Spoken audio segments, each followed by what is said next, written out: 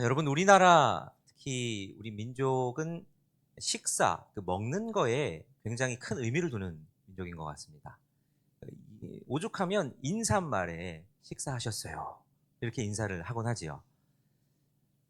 왜 그럴까 생각해 보면 아마도 우리나라가 난리통을 많이 겪었기 때문일 겁니다.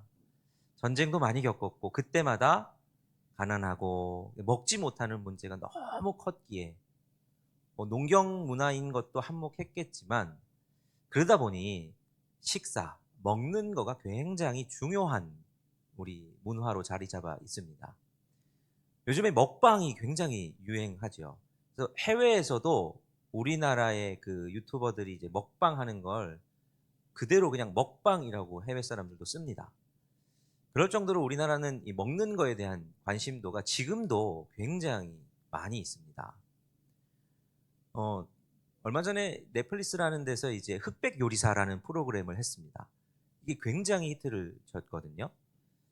흑백 요리사가 어떤 프로그램이냐면, 여러분도 뭐 보신 분들은 아시겠지만 요리에 일가견 있는 분들, 아니면 이미 요리로 굉장히 유명한 셰프들, 이런 분들이 그냥 다 나와서 요리 경연을 하는 겁니다.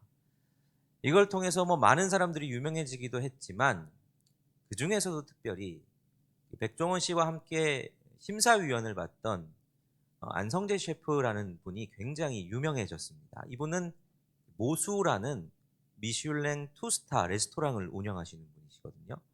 아주 유명한 셰프죠. 그런데 이 모수라는 레스토랑에 최근에 조금 시끌시끌한 사건이 있었습니다. 한 손님이, 거기는 메뉴가 하나밖에 없더라고요. 코스로 이렇게 쭉 하나밖에 없는데, 한 손님이 거기서 이제 와인을 마시는데, 코스 안에 포함된 메뉴에 적힌 와인은 굉장히 또 비싸고 좋은 와인인데, 이 와인 소믈리에가 그것보다 질이 떨어지는 다른 더 저렴한 와인을 서빙을 한 겁니다. 처음에는 몰랐다가 나중에 그 사실을 알고, 우리가 원래 이걸 먹었어야 되는데 이거 잘못된 거 아닙니까? 라고 지적을 하자, 이 소믈리에가 아유 죄송합니다 하면 끝났을 것 같은데, 그럼 원래 그 비싼 와인도 맛보게 해드릴게요 하면서 다른 와인병을 그제서야 들고 와서 서빙을 해줘서, 이제 이 기분 때문에 불쾌해서 이게 글이 인터넷에 올라온 거죠.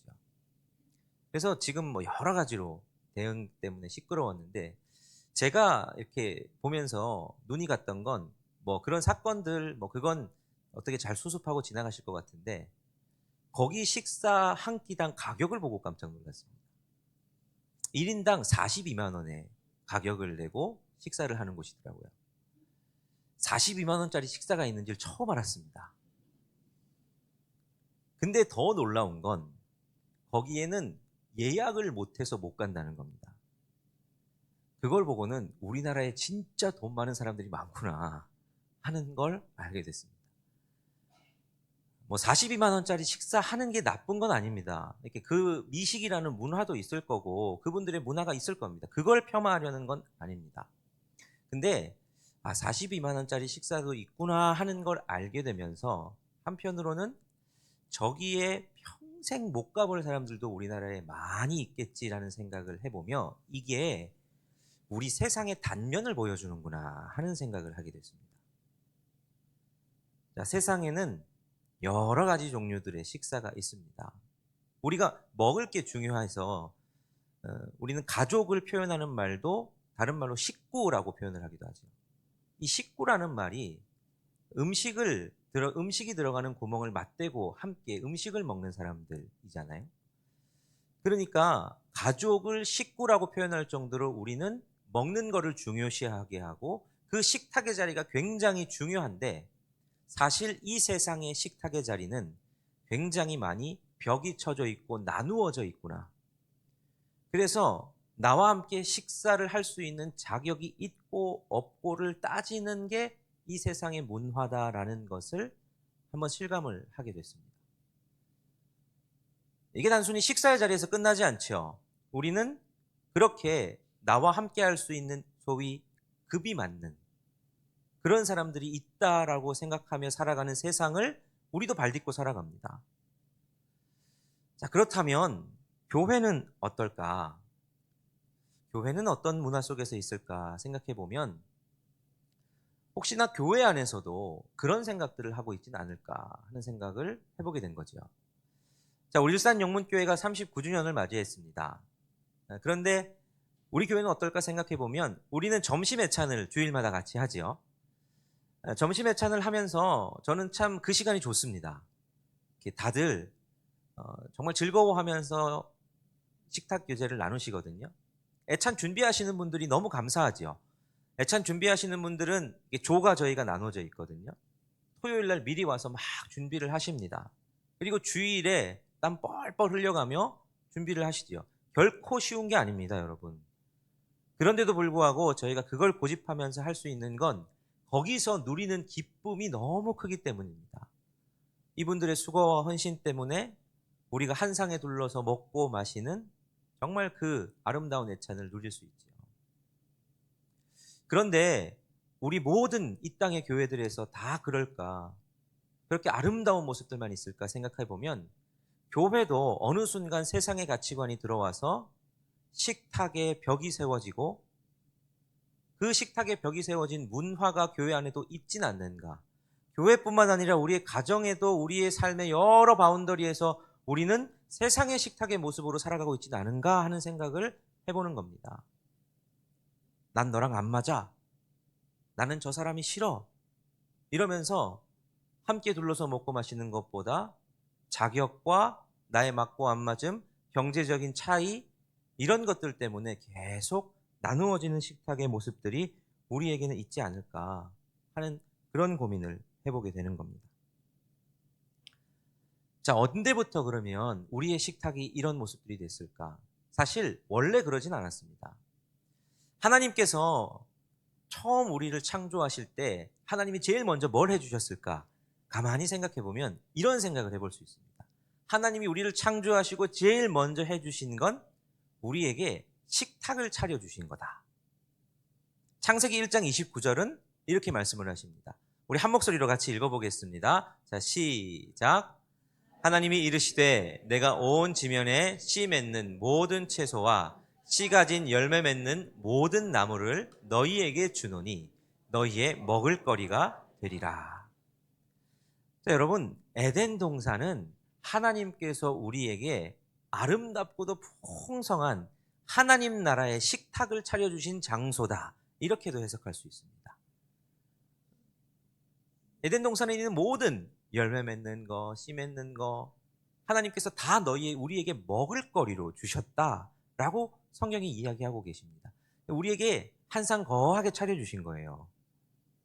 그러면서 하나님과 함께 그 모든 풍성함을 누리고 마실 수 있는 에덴 동산은 하나님 나라의 잔치자리, 식탁의 원형이다 이렇게 얘기할 수 있습니다. 근데 문제는 뭐냐? 우리가 죄를 지었다는 겁니다. 하나님께서 유일하게 주시지 않은 먹으면 절대 안 된다고 했던 선악과를 우리가 먹음으로 말미암아 죄를 지었지요. 이게 어떤 행동이냐? 이건 하나님이 상을 차려주셨는데 우리가 그 상을 발로 걷어찬 겁니다. 상을 엎어버린 거죠. 하나님 나라의 식탁을 우리가 잃어버렸습니다.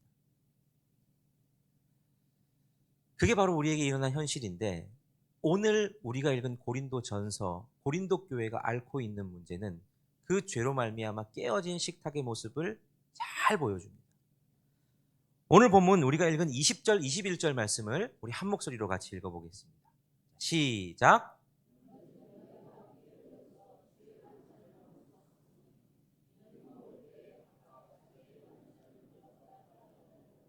어떤 사람은 시장하고 어떤 사람은 취함이라. 자, 오늘 본문에 나오는 고린도 교회의 모습, 제가 저번에도 한번 설명하면서 이제 말씀을 드린 적이 있지만 고린도 교회에는 다양한 사람들이 있었습니다. 부자들도 있었습니다. 사업을 크게 하는 사람들, 길드의 장들, 아니면 노예를 많이 거느린 주인들, 이런 사람들도 있었을 겁니다. 근데 그것보다 훨씬 더 많은 숫자가 대부분 소작을 하거나 아니면 종업원으로 일하거나 아니면 누군가의 종으로 있는 사람들이 고린도 교회에 많이 있었습니다. 자, 이들이 함께 신앙생활을 하는데 생각해 보세요, 여러분. 요즘이야 우리 주일이 공휴일로 이렇게 딱 쉬는 날로 되어 있지만 당시에는 주일은 일과랑 똑같이 돌아가는 날이었습니다. 그러니까 오전에 우리처럼 모여서 예배할 수 있는 게 아니라 다 일과가 끝난 저녁 시간에 모여서 주일 예배를 드렸습니다. 그런데 일과가 먼저 끝난 이들, 즉 주인 아니면 돈이 많은 사람들, 밑에 종업원들 부리고 종 부리는 사람들은 여유롭게 일과를 정리하고 먼저 와서 그들이 그리고 돈이 있으니 그 당시 성찬할 음식, 당시 성찬은 지금처럼 저희가 이렇게 따로 예식하듯 이렇게 하지 않고 공동 식사와 함께 이어졌습니다. 그리고 그 공동 식사와 성찬을 위한 음식 대부분은 부유한 사람들이 준비해 왔을 거고 장소도 부유한 사람들이 제공을 했겠죠. 그러니까 이 사람들이 먼저 모여서 뭘 했느냐? 자기들 먼저 왔으니까 자기들이 준비한 음식이니까 먼저 그냥 마음껏 먹은 겁니다. 음식도 먹고 포도주도 마시고. 그래서 먼저 음식을 소진해버리고 거하게 취해버린 거죠. 문제는 이제 일과를 다 끝내고 마무리하고 정리하고 늦게 온 가난한 이들, 종으로 있던 이들, 종업원으로 소작으로 있던 이들이 먹고 마실 음식이 없는 겁니다. 그런 일들이 고린도 교회 안에서 반복이 됐습니다. 여러분 기분이 어떻겠어요? 오면 딱 느껴지는 것, 저 사람과 우리의 식탁은 다르구나 하면서 벽이 쳐져 있는 걸 느꼈을 겁니다.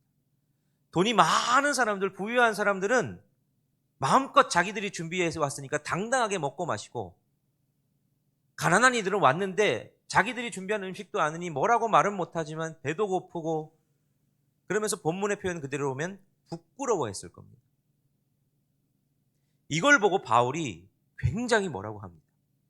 너희가 지금 이게 주의 만찬이냐? 이건 절대 주의 만찬이 될 수가 없다. 내가 이것 가지고 너희를 칭찬하랴? 그럴 수가 없다. 하며 주의 만찬이 무너진 것에 대한 지적을 하고 있는 게 오늘 본문인 겁니다. 여러분, 이게 세상의 식탁의 모습을 보여주는 겁니다. 돈이 많은 사람들은 당당하게 좋은 거 자기의 것이라고 주장하며 먹을 수 있고, 돈이 없는 사람들은 부끄러워하며 그것들을 부러워하고 격차를 느끼게 되는 것. 당연히 누릴 수 있다고 생각하는, 이게 당연한 상식이라고 생각하는 세상의 가치관, 그 속에서 우리가 살아가고 있는데, 여러분 이게 하나님 나라의 식탁이 깨어진 교회의 모습입니다. 그렇다면 오늘 우리가 대하는 이 성찬이라는 건 뭐냐? 이게 예수님께서 우리에게 지정을 해주신 거거든요. 바울이 진짜 주의 만찬이 뭔지, 진짜 교회에서 나누는 식탁이란 뭔지에 대해서 오늘 23절, 24절에서 그 의미를 알려주지요. 같이 읽어보겠습니다. 시작. 내가 너희에게 전한 것은 주께 받은 것이니 곧 주 예수께서 잡히시던 밤에 떡을 가지사 축사하시고 떼어 이르시되 이것은 너희를 위하는 내 몸이니 이것을 행하여 나를 기념하라 하시고. 자, 바울은 예수님께서 이 성만찬을 제정해 주셨던 모습을 설명합니다. 예수님은 제자들에게 떡을 떼서 주시면서 이것은 너희를 위해 찢긴 내 몸이다 말씀하셨고, 포도주 잔에 잔을 따라 주시면서 이건 너희를 위해 흘린 내 피다 말씀하십니다. 이게 무슨 의미냐? 나중에 예수님은 십자가에서 자신의 몸이 다 찢기고 피를 흘리시죠. 그 십자가를 생각하는 것임과 동시에 요한복음 6장에 보면 예수님은 자기를 무엇으로 소개하시냐면 나는 생명의 떡이다 이렇게 소개하십니다. 예수님이 이 땅에 오신 것은 생명의 떡으로 오신 겁니다. 예수님이 이 땅에 오신 목적은 하나님 나라의 식탁, 우리가 잃어버린, 우리가 죄를 지음으로 말미암아 잃어버린 하나님 나라의 식탁을 우리에게 다시 회복해 하려고 오신 겁니다. 그래서 예수님은 자기를 떡으로 소개하시고 자기의 몸을 찢어서 우리에게 주시며 이건 내 몸이다. 잔을 따라서 주시며 이건 내 피다. 이걸 먹고 마셔라. 그러므로 말미암아 우리가 구원받고 우리가 하나님 나라의 식탁을 회복하기를 원하신 겁니다. 즉 우리가 누리는 이 성만찬은 그냥 예수 그리스도의 십자가, 죽으심, 부활 이것만 기억하는 게 아니라 그걸 통해서 우리에게 주시려고 하셨던 목적, 하나님 나라의 식탁을 재현하는 자리입니다. 하나님 나라의 식탁에 함께 참여하는 자리고, 하나님 나라의 식탁을 우리가 먹고 마시고 이 땅을 하나님 나라의 식탁으로 변질되고 무너진 세상의 식탁이 아니라 하나님 나라의 식탁으로 바꾸어 내겠다고 결단하는 자리가 바로 이 성만찬의 자리다 하는 겁니다. 이 성만찬을 아주 잘 표현해주는 영화가 하나 있는데요. 바베트의 만찬이라는 영화가 있습니다. 오래된 영화입니다. 이게 소설로 있던 내용을 영화로 만든 바로 그런 내용입니다. 배경은 19세기 후반의 덴마크의 한 작은 어촌 시골 마을입니다. 거기에 이 두 자매가 있는데, 이 두 자매는 각각 사랑하는 사람도 있고 또는 이루고 싶은 꿈이 있는데, 아버지를 돌본다는 명목과 그 마을 전체가 굉장히 보수적인 청교도 신앙으로 똘똘 뭉친 마을이다 보니 그 신앙적인 틀 안에 갇혀서 사랑하는 사람을 포기하고 꿈도 포기한 채로 살아가고 있었습니다. 그 마을이 얼마나 보수적이었는지 사람들 사이에서 서로 정죄하고 미워하고 이런 분위기가 마을에 너무 팽배하다 보니 예배당에 모여서 예배 드릴 때도 저 사람 저거 안 되는데 하면서 서로 눈 흘기기가 일쑤였다 그럽니다. 자, 그런 마을에 바베트라는 한 프랑스 여인이 이 마을에 옵니다. 이 프랑스에 난리가 나가지고 도망 온 거예요. 그래서 거할 곳이 없으니까 이 자매가 머무는 집에서 자기가 좀 일하면서 머물 수 있게 해달라고 부탁을 하고, 그게 받아들여져서 바베트는 그 집에 하녀로 들어갑니다. 근데 이 여인이 너무너무 톡톡 튀고 그 마을의 분위기들을 점점 바꿔가기 시작합니다. 그래서 자매들도, 이 두 자매도 이 바베트를 너무 좋아하는 거죠. 그러던 어느 날 바베트가 복권을 하나 삽니다. 근데 1만 프랑이라는 거액에 당첨이 되는 거예요. 너무 부럽죠, 여러분. 그래서 사람들이 생각하기를 이 두 자매가 걱정하기 시작합니다. 이 거금을 당첨됐으니 이제 고향으로 곧 돌아가 버리겠구나. 그런 생각을 하고 실제로 바베트가 프랑스로 갑니다. 근데 바베트가 프랑스에 가서 뭘 하느냐? 아주 진귀한 식재료를 엄청 사옵니다. 그래서 다시 이 덴마크 시골 마을로 돌아온 후에 아름다운, 정말 어마어마하게 멋있고 맛있는 프랑스 정찬을 온 마을 사람들에게 다 대접을 합니다. 사실 이 바베트의 정체는 프랑스 최고의 식당으로 알려진 그 식당의 수석 셰프였습니다. 난리를 피해 도망갔던 거거든요. 이 덴마크 작은 시골 마을에 살던 사람들은 청교도 신앙 때문에 아주 딱딱한 빵 조각 그런 거 먹고 사는 게 익숙했는데, 바베트의 요리를 맛보기 시작하면서 그 식탁의 분위기가 달라지기 시작합니다. 너무 생전 먹어보지 못한 맛있는 음식을 먹으면서 사람들의 얼굴에 웃음이 다시 돌기 시작하고, 그러면서 서로 간에 막 이야기꽃이 피기 시작합니다. 완전 그 식탁 한 번으로 마을의 분위기가 바뀝니다. 그리고는 마을 사람들이 바베트에게 당신 1만 프랑이나 당첨됐는데 이제 프랑스로 곧 돌아가겠네요. 아쉬워하면서 마음을 전하니까 이 바베트가 얘기하는 거죠. 그 1만 프랑 이 식탁 준비하는데 다 썼다고. 난 돌아갈 곳이 없다고. 영화의 내용은 그렇게 흘러갑니다. 여러분, 근데 이게 성찬을 잘 보여주는, 예수 그리스도의 사역을 잘 보여주는 내용입니다. 예수님은 우리에게 어마어마한 값의 식탁을 차려주십니다. 자기의 몸을 찢으시고 자기의 피를 흘리시고 그 값을 치르셔서 우리에게 하나님 나라의 식탁을 맛보여주고 싶으셨던 겁니다. 그런데 그걸 모르는 사람들은 세상에 담을 세우고 서로를 흘겨보고 자격이 있니 없니 판단하는 식탁, 그 식탁에 젖어 있어서 하나님 나라의 식탁이 얼마나 귀하고 아름다운 건지도 모르며 살아가는 거죠.